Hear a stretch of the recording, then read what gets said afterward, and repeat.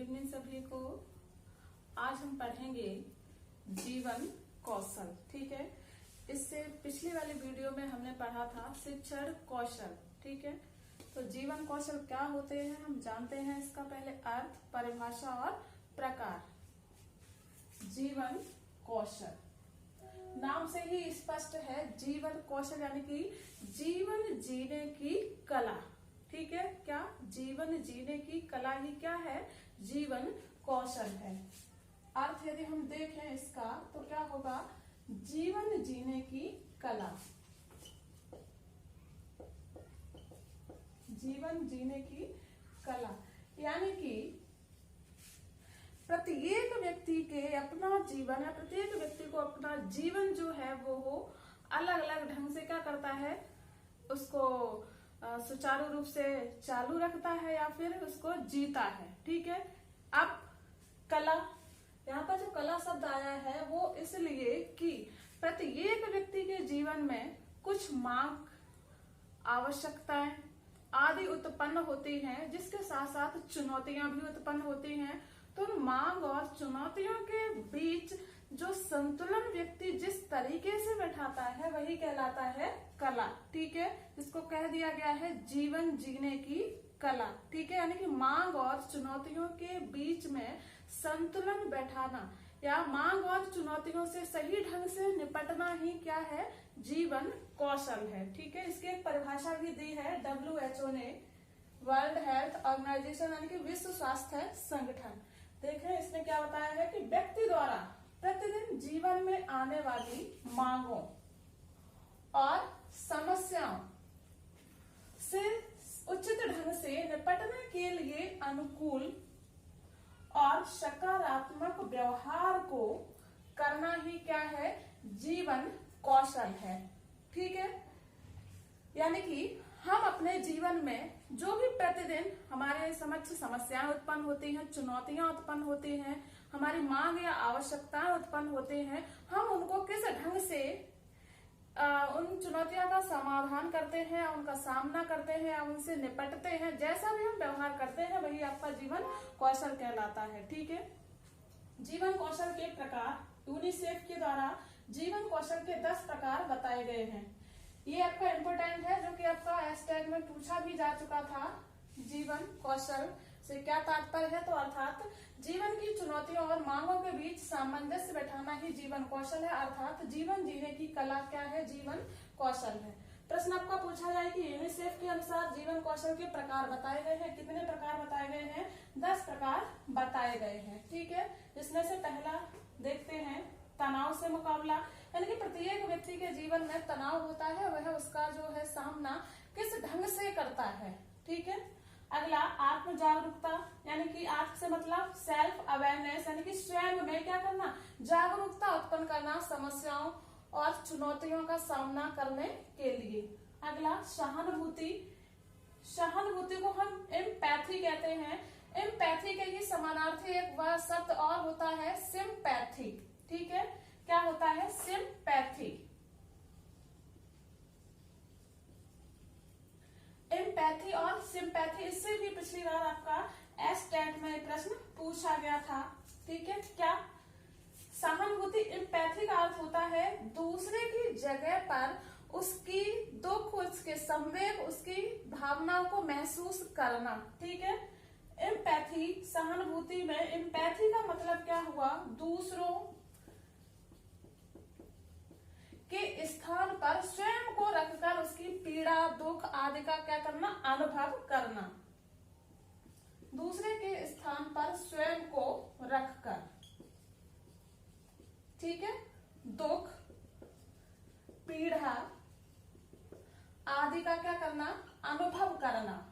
यानी कि जो व्यक्ति उस चीज का अनुभव कर रहा था, आप क्या करें, उसी के स्थान पर स्वयं को रख करके देखें, जैसा वह अनुभव कर रहा था वैसा ही क्या आप अनुभव कर रहे हैं, तो वो होती है आपकी एम्पैथी। सिंपैथी का मतलब होता है किसी के कार्यों के प्रति सहानुभूति दिखाना।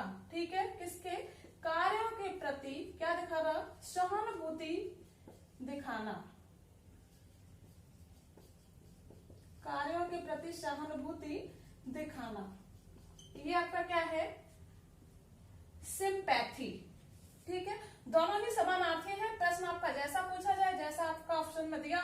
उसी हिसाब से अपने प्रश्न का चयन करेंगे। ठीक है।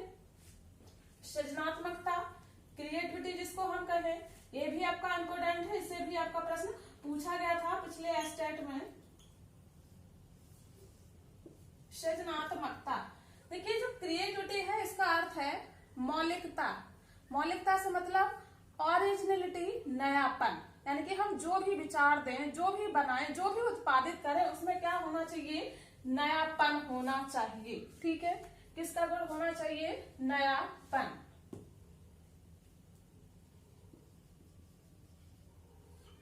यानी कि सभी से हटकर के होना चाहिए, मौलिक होना चाहिए, उसको हम कहेंगे सृजनात्मकता। ठीक है। सृजनात्मकता की कुछ अवस्थाएं भी होती हैं, जिससे आपका पिछली बार प्रश्न पूछा गया था। इसको हम डीप उसमें स्टडी करेंगे इसकी अगले वीडियो में, पूरी सृजनात्मकता की। अगला है निर्णय क्षमता, यानी कि डिसीजन मेकिंग। आपकी निर्णय जो क्षमता है वो किस प्रकार की है, यानी कि आपके समक्ष यदि बहुत सारे विकल्प हैं, उन विकल्पों में से यदि आपसे ये कहा जाए कि आप उनमें से किसी सर्वश्रेष्ठ विकल्प का चयन करें, तो ये आपके ऊपर डिपेंड करता है कि उन सभी विकल्पों में से आप किस विकल्प का चयन करते हैं। तो वो आपका कहा जाता है निर्णय क्षमता या डिसीजन मेकिंग। ठीक है। यानी कि बहुत सारे विकल्पों में से सर्वश्रेष्ठ विकल्प का चयन करना जो आपके लिए सही हो या उचित हो। अगला समस्या समाधान। आपके समक्ष, आपके जीवन में बहुत सारी समस्याएं उत्पन्न होती हैं प्रतिदिन। ठीक है। प्रतिदिन उत्पन्न होने वाली समस्याओं से आप किस ढंग से निपटते हैं या उनका किस प्रकार से सामना करते हैं, समाधान करते हैं। तो ये भी आप में क्या होना चाहिए, एक गुण होना चाहिए, कौशल विकसित होना चाहिए। यदि आप में समस्या का समाधान करने का कौशल है, तब आप क्या करेंगे, अपने जीवन को सही ढंग से चला सकेंगे, यापन कर सकेंगे। लेकिन यदि आप अपनी समस्याओं का समाधान अच्छे ढंग से नहीं कर पा रहे हैं या उसका कौशल आप में विकसित नहीं है, तब आप अपना जीवन जो है वो एक अच्छे ढंग से व्यतीत नहीं कर पाएंगे। अगला है प्रभावी संप्रेषण, इफेक्टिव कम्युनिकेशन। यानी कि संप्रेषण का मतलब होता है अपने विचारों का दूसरों के साथ क्या करना, आदान प्रदान करना। ठीक है। अपने विचारों को दूसरों तक पहुंचाना, दूसरों के विचारों को स्वयं ग्रहण करना। तो जो विचारों की अभिव्यक्त करने का जो तरीका है वो कैसा होना चाहिए, प्रभावशाली होना चाहिए। ठीक है। देखा होगा कुछ व्यक्ति ऐसे होते हैं जो कि अपने विचारों को बहुत ही प्रभावशाली ढंग से लोगों के समक्ष प्रदर्शित कर देते हैं, अभिव्यक्त कर देते हैं। ठीक है। और कुछ नहीं कर पाते हैं, तो इसका भी क्या, सभी व्यक्तियों में अलग अलग कौशल देखने को मिलता है। अगला अंतर वैयक्तिक व्यक्तिगत संप्रेषण। ठीक है। यानी कि अंतर से मतलब एक व्यक्ति का दूसरे व्यक्ति के साथ जो संप्रेषण है, कम्युनिकेशन है, संचार है, वो किस तरह का है। ठीक है। अगला आलोचनात्मक चिंतन। यानी कि किसी भी विषय के प्रति या किसी भी समस्या, किसी भी निर्णय के प्रति, किसी भी XYZ किसी भी चीज के प्रति आप में क्रिटिकल थिंकिंग है या नहीं। क्रिटिकल थिंकिंग यानी कि आलोचनात्मक चिंतन से मतलब उसके गुण और दोषों को पहचानने की आप में क्षमता है या नहीं है, या सिर्फ आप उस वस्तु, उस व्यक्ति के सिर्फ गुण ही पहचान पा रहे हैं और उसके दोष जो है वो नहीं पहचान पा रहे हैं, तो वह कौशल आप में अच्छे ढंग से विकसित नहीं है। ठीक है। आप में किसी भी व्यक्ति, वस्तु आदि की उसके गुण और दोषों के आधार पर चिंतन करने की या पहचान करने का क्या होना चाहिए, कौशल होना चाहिए। अगला भावनाओं से मुकाबला। यानी कि भावना, कुछ व्यक्ति होते हैं जो कि बहुत जल्दी भावनाओं में, दूसरों की भावनाओं में बह जाते हैं। तो आपको ये पता होना चाहिए कि हमें प्रत्येक भावनाओं में आकर के या सही या गलत का निर्णय नहीं लेना चाहिए। हमें भावनाओं को क्या करना चाहिए, उनको समझना चाहिए कि ये हमारे लिए सही है या उचित है, उसी के अनुसार आप क्या करेंगे, निर्णय लेंगे। ठीक है। ये आपके 10 जीवन कौशल थे। इनमें से हम सृजनात्मकता को डीप स्टडी, उसमें अगले वीडियो में डीप स्टडी इसकी करेंगे, साथ ही निर्णय क्षमता और समस्या समाधान, इन तीनों की ही हम नेक्स्ट वीडियो में अगले अच्छे से इसकी डीप स्टडी करेंगे। यदि हमारा वीडियो अच्छा लगा हो तो इसको लाइक, सब्सक्राइब करें और आगे शेयर करना ना भूलें। धन्यवाद।